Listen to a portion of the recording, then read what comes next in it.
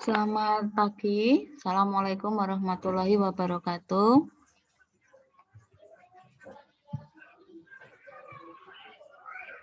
Untuk kelas pagi angkatan 18-2, ini mendekati ujian akhir semester. Nah,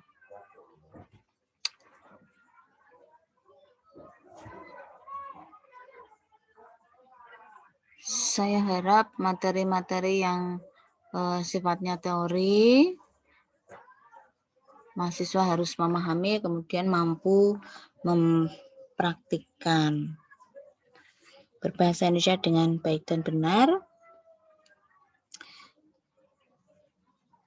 dengan melihat situasi kebiasaan. Nah, apa itu yang dikatakan berbahasa Indonesia dengan baik dan benar? Yaitu pemakaian ragam bahasa yang serasi dengan mengikuti kaidah-kaidah bahasa yang betul. Ungkapan bahasa Indonesia yang baik dan benar ini mengacu ke ragam bahasa yang memenuhi persyaratan kebaikan dan kebenaran.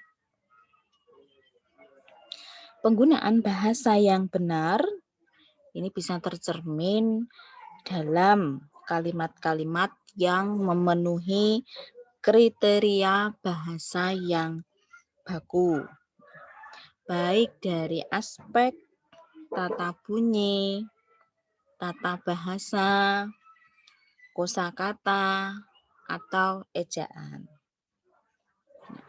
Di samping dengan memerhatikan hal-hal tersebut tadi, dari aspek tata bunyi, kemudian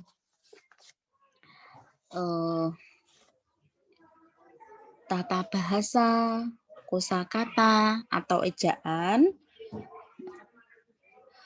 juga harus memerhatikan situasi kebahasaan. Nah, maka di sini ada yang kata baku dan tidak baku. Situasi kebahasaan dapat dilihat di dalam masyarakat pengguna bahasa. Nah, jika dua ragam bahasa dipakai secara berdampingan untuk fungsi kemasyarakatan yang berbeda-beda. Nah, misalnya mengenal adanya ragam bahasa, ragam pokok yang tinggi,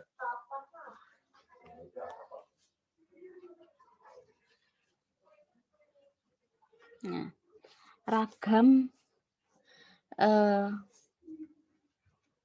pokok yang tinggi ini digunakan atau bahasa baku.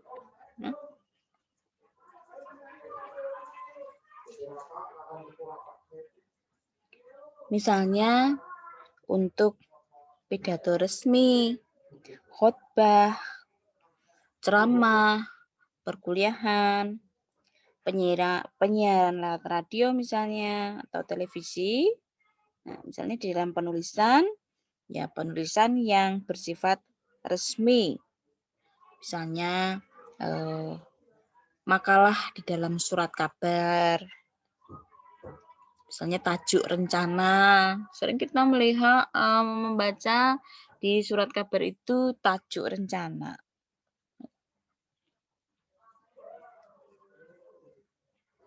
Misalnya situasi kebahasaan yang berkaitan dengan masalah-masalah kedinasan atau keilmuan. Nah, ini dinamakan situasi resmi ya, tentunya dengan memperhatikan penggunaan kata baku di dalam penggunaan bahasa tersebut. Nah,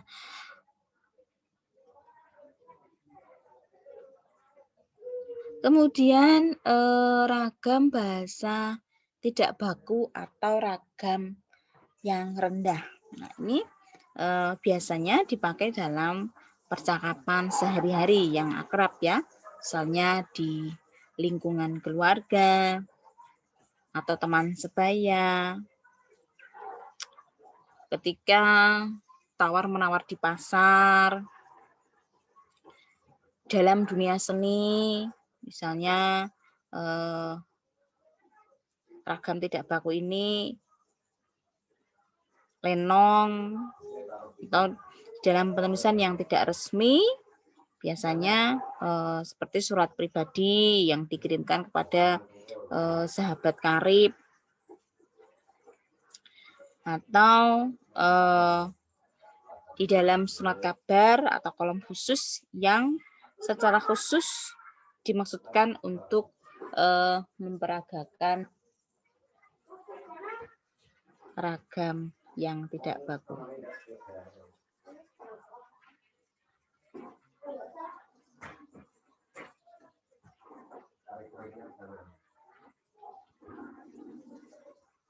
Nah, ragam yang rendah ini dipelajari sebagai bahasa ibu lewat pergaulan dengan teman sebaya. Kosakata di dalam bahasa Indonesia. Nah, kosakata itu diartikan apa? Kosakata diartikan sebagai perbendaharaan kata.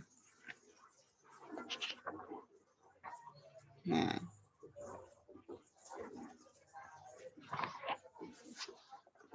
dapat diartikan semua kata yang terdapat dalam suatu bahasa. Yang kedua,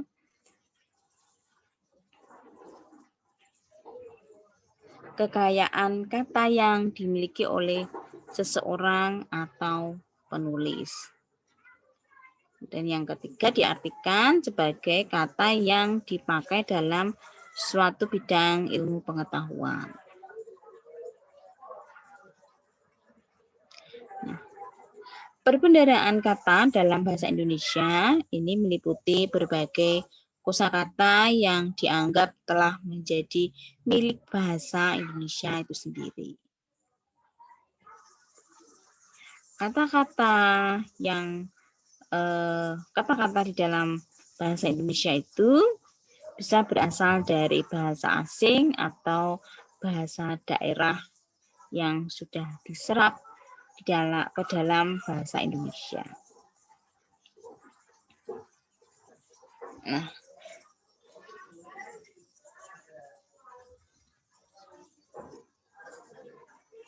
Nah, kita sebagai masyarakat pengguna bahasa tentu harus bisa membedakan kata-kata mana yang dapat digunakan di dalam situasi resmi dan mana yang tidak dapat digunakan di dalam situasi resmi. Di dalam situasi resmi, ya,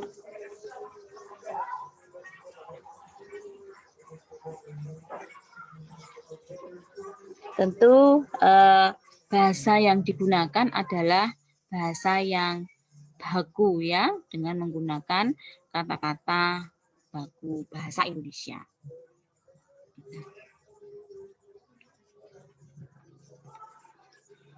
Di dalam kosakata bahasa Indonesia ini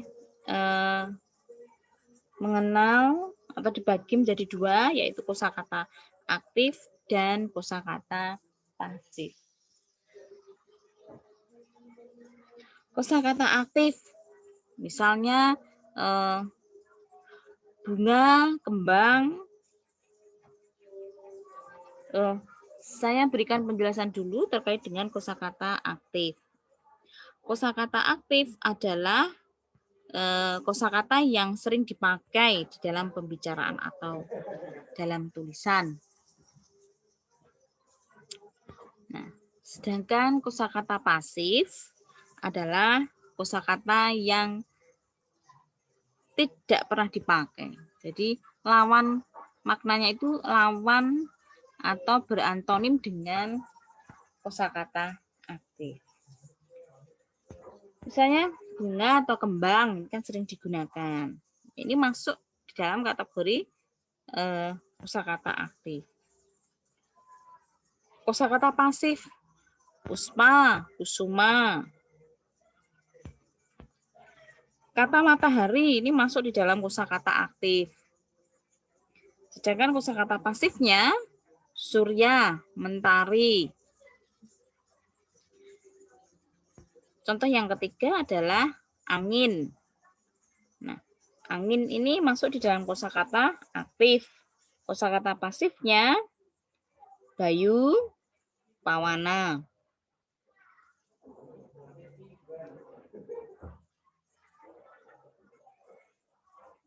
Nah, kosakata aktif, kata seperti, sebagai ini masuk ke dalam kosakata aktif.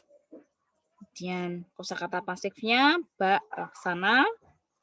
Kosakata aktif hati. Kosakata pasif kalbu. Dan masih banyak lagi kosakata yang bisa dikategorikan di dalam kosakata aktif atau kosakata pasif. Nah,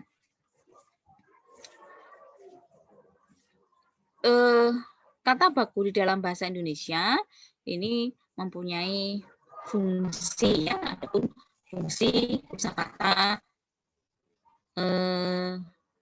baku atau kata baku di dalam bahasa Indonesia. Yang pertama adalah pemakaian bahasa baku. Nah, ini dapat memersatukan sekelompok orang menjadi satu masyarakat bahasa. Dan yang kedua adalah pemberi kekhasan. Pemberi kekhasan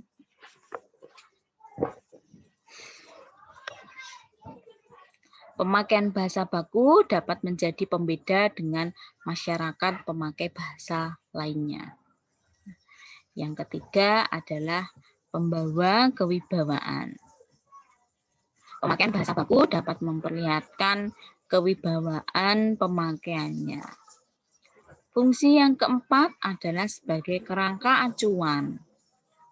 Bahasa baku menjadi tolok ukur bagi benar tidaknya pemakaian bahasa seseorang atau sekelompok orang.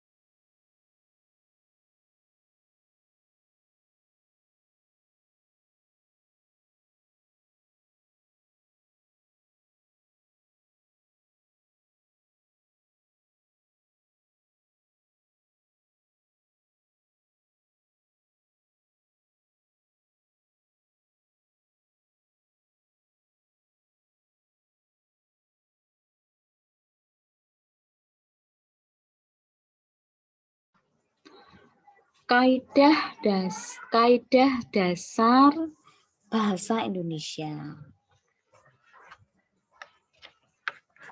Nah, jadi bahasa Indonesia mempunyai beberapa kaidah dasar yang memberi ciri khas bahasa Indonesia. Kaidah-kaidah dasar tersebut antara lain berkaitan dengan hukum diterangkan menerangkan, ya, DM. Hukum diterangkan menerangkan membedakan bahasa Indonesia dengan bahasa Inggris. Nah, frase misalnya anak pandai dalam bahasa Indonesia akan diungkapkan dengan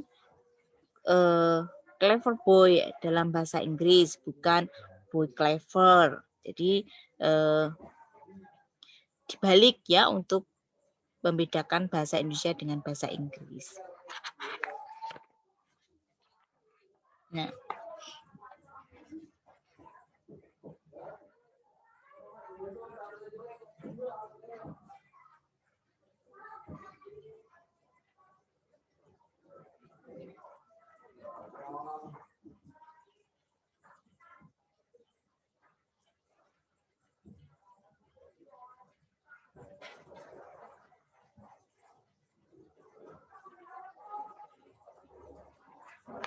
tentang hukum diterangkan menerangkan.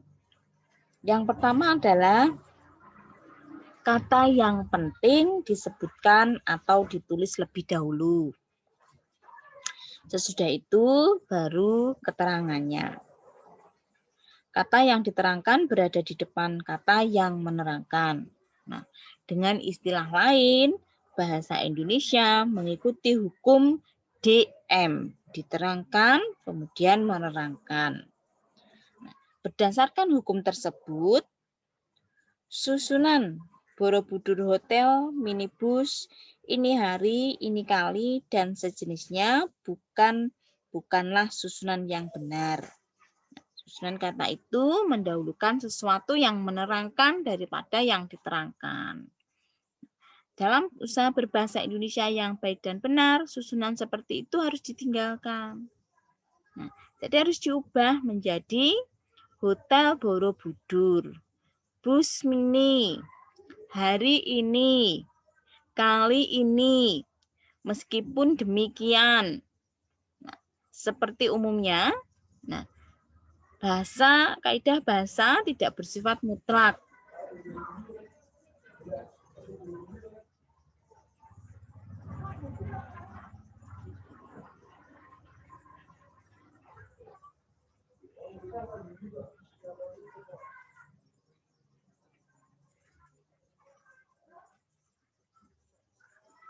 Nah, kata depan misalnya, ia tinggal di Surabaya. Ibu pergi ke kantor. Nah, kakak datang dari Bogor, bukan Surabaya. Di Surabaya, bukan seperti itu ya. Jadi diterangkan menerangkan.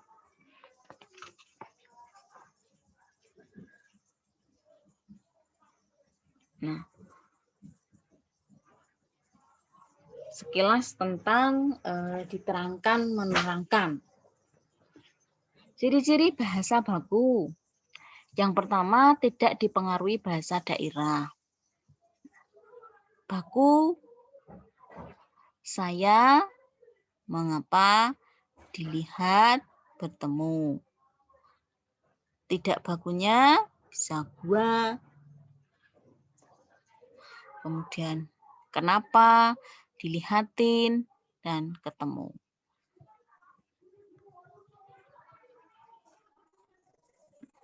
Yang kedua, tidak dipengaruhi bahasa asing. Nah, bakunya kantor tempat, tidak bakunya kantor di mana. Sudah banyak sarjana,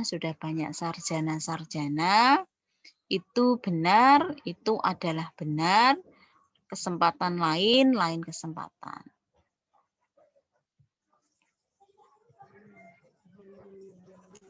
Bukan merupakan bahasa percakapan. Dengan, misalnya sama. Mengapa, kenapa, memberi, kasih, tidak, enggak. Tetapi. Kemudian yang keempat adalah pemakaian imbuhan secara eksplisit. Ia bekerja keras, Tyson menyerang lawannya. Ia kerja keras, Tyson serang lawannya.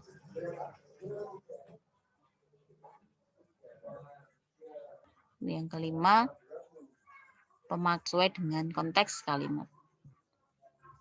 Seakan, disebabkan oleh, disebabkan karena, besar daripada, lebih bukan 6, tidak terkontaminasi atau tidak ramah mengajar bahasa.